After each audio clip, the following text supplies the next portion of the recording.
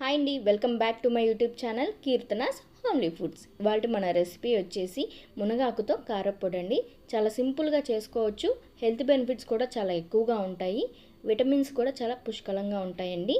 రోజుకు ఒకసారైనా సరే టిఫిన్స్లోకి కానీ రైస్లోకి కానీ మీరు తీసుకున్నట్లయితే ఆరోగ్యానికి చాలా మంచిది. మరి ఈ రుచికరమైన మునగాకు కారప్పొడి ఎలా చేసుకోవాలో చూసేద్దాం రండి. ముందుగా నేను ఒక 2 కప్పుల మునగాకునైతే తీసుకున్నానండి. అదే కప్పుతో 1 కప్పు కరివేపాకును కూడా తీసుకున్నాను.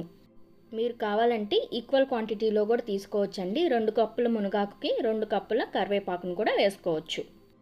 ఇప్పుడు ఒక బౌల్లో వాటర్ తీసుకొని దానిలో మనం తీసుకున్న మునగాకుని అలాగే కరివేపాకును కూడా వేసుకొని బాగా వాష్ చేసుకోవాలి.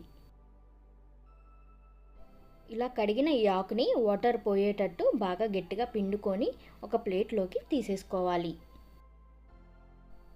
ఇప్పుడు ఈ ప్లేట్ని ఫ్యాన్ కింద పెట్టుకొని ఒక 10 నుంచి 15 నిమిషాల పాటు వాటర్ పోయే విధంగా ఆరబెట్టుకుందాం. ఇది ఆరేలోపు మనం కారపొడికి కావాల్సిన దినుసులన్నీ వేపేసుకుందాం. స్టవ్ వెలిగించి ఒక ప్యాన్ పెట్టుకొని దానిలోకి 2 నుంచి 3 టీ స్పూన్ల వరకు ఆయిల్ అనేది యాడ్ చేసుకుందాం. ఆయిల్ కొంచెం వేడైన తర్వాత 1 స్పూన్ పచ్చిశనగపప్పు, 1 స్పూన్ మినప్పప్పు వేసుకొని బాగా ఫ్రై చేసుకోవాలి. అవి కొంచెం ఫ్రై అయిన తర్వాత 1 స్పూన్ ధనియాలు, 1/2 స్పూన్ జీలకర్ర వేసుకొని బాగా ఫ్రై చేసుకుందాం. వీటిని లో టు మీడియం ఫ్లేమ్లో పెట్టుకొని మధ్య మధ్యలో కలుపుకుంటూ గోల్డెన్ బ్రౌన్ కలర్ వచ్చేంత వరకు ఫ్రై చేసుకుందాం. చూసారు కదండి, ఇవైతే చక్కగా ఫ్రై అయిపోయినాయి. ఇప్పుడు వీటిల్లోకి పక్కన పెట్టుకున్న ఎండుమిరపకాయలను కూడా వేసుకుందామండి. ఇవి ఒక 20 నుంచి 30 వరకు ఉంటాయి. వాటిని కూడా వేసుకొని బాగా ఫ్రై చేసుకోవాలి. అలాగే వీటిల్లోకి ముందుగా దంచి పక్కన పెట్టుకున్న 5 చిన్నులపాయ రెమ్మలు, కొంచెం చింతపండు వేసుకొని కూడా ఫ్రై చేసుకుందాం. మీరు ఈ ప్రాసెస్ అంతా లో టు మీడియం ఫ్లేమ్లోనే పెట్టి చేసుకోవాలండి, లేకపోతే త్వరగా మాడిపోతాయి. చూసారు కదా, ఇవైతే ఫ్రై అయిపోయినాయండి. ఇప్పుడు వీటిని ఒక ప్లేట్లోకి తీసుకొని ఒక 10 నిమిషాల పాటు చల్లారనివ్వాలి. ఇప్పుడు ముందుగా కడిగి పక్కన పెట్టుకున్న మునగాకు కరివేపాకు కూడా ఆరిపోయిందండి. ఇప్పుడు అదే ప్యాన్లోకి 1 స్పూన్ వరకు ఆయిల్ వేసుకొని ఆకును కూడా వేసుకొని బాగా ఫ్రై చేసుకోవాలి. ఇలా మొత్తం ఆకు వేసుకున్న తర్వాత మధ్య మధ్యలో కలుపుకుంటూ ఫ్రై చేసుకోవాలండి. మునగాకులో వాటర్ కంటెంట్ కొంచెం ఎక్కువ ఉంటుంది కాబట్టి అది ఫ్రై అవడానికి కొంచెం ఎక్కువ టైమే పడుతుంది.